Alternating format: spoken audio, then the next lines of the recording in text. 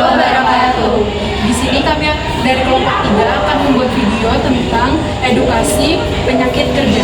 Nah, sebelumnya kami akan memperkenalkan diri dari sebelah kiri saya. Perkenalkan, nama saya Rayu. Perkenalkan, nama saya Tiara Madeni. Perkenalkan, nama saya Naila Putri.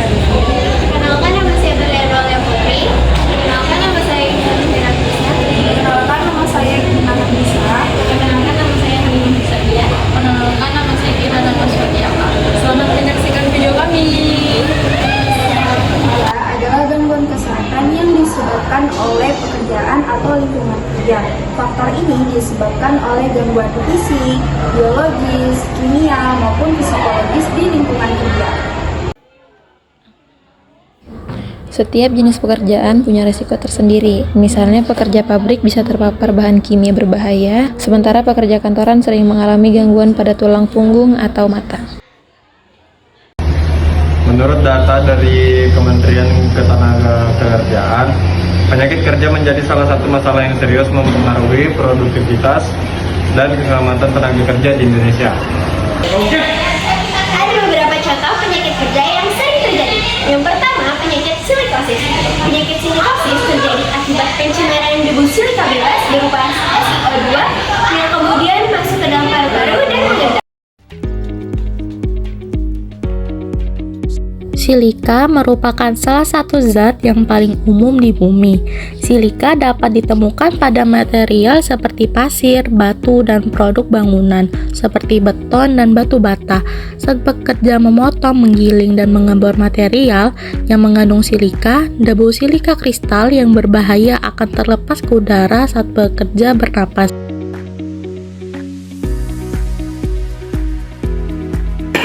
Kristal silika mengalir ke mulut, hidung, dan saluran udara menuju paru-paru. Kristal-kristal kecil ini memasuki kantung udara kecil yang rapuh. Tempat oksigen diserap, sel-sel sistem kekebalan tubuh yang disebut makrofag akan menelan dan mencoba melarutkan kristal. Tetapi mereka tidak dapat melakukannya. Seiring waktu, semakin banyak kristal yang terbentuk di dalam sel-sel makrofag. Makrofag membawa silika ke dinding paru-paru. Tempat kristal-kristal tersebut mati. Jaringan parut terbentuk di sekitar sel-sel yang mati dan menyebar seiring bertambahnya sel yang mati. Kerusakan ini dapat diberlanjut bahkan setelah paparan silika berhenti. Bahkan setelah paparan silika berhenti, pada akhirnya jaringan parut akan terbentuk sehingga paru-paru tidak dapat berfungsi lagi.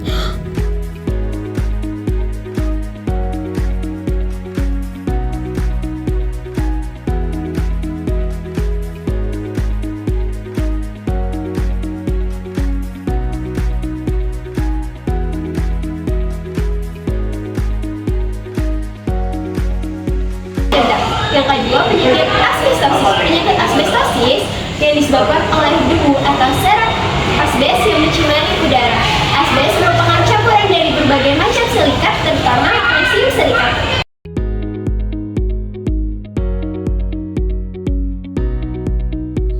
Asbes adalah mineral berserat yang tahan terhadap bahan kimia dan panas, serta sangat kuat.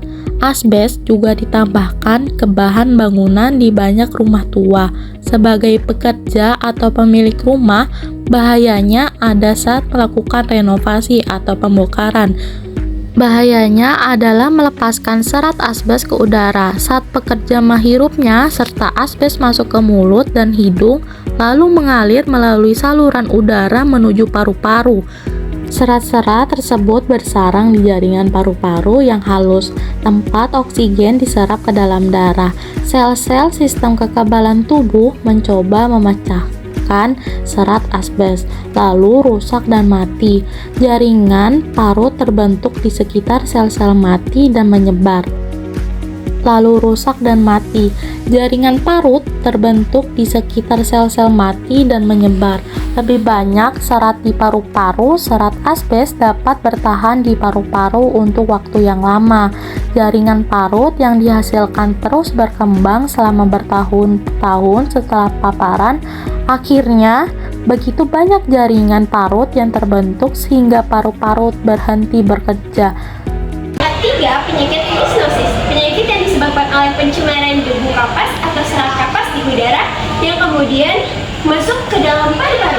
Yang keempat, penyakit antroknosis. Penyakit antroknosis merupakan penyakit yang disebabkan oleh debu batu bara yang biasanya sering dijumpai oleh pekerja batu bara dan pekerja-pekerja tambang.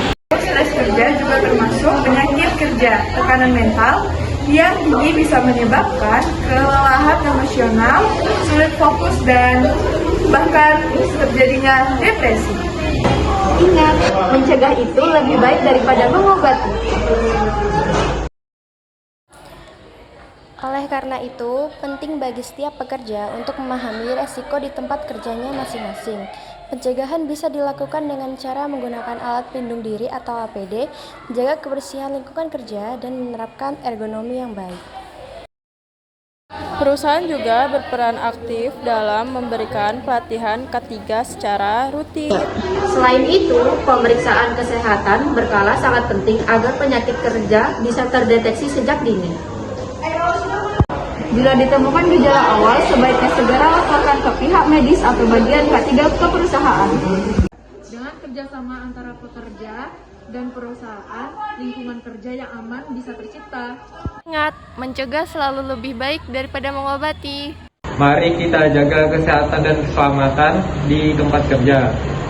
Karena tubuh yang sehat adalah modal utama untuk bekerja dengan produktif dan bahagia.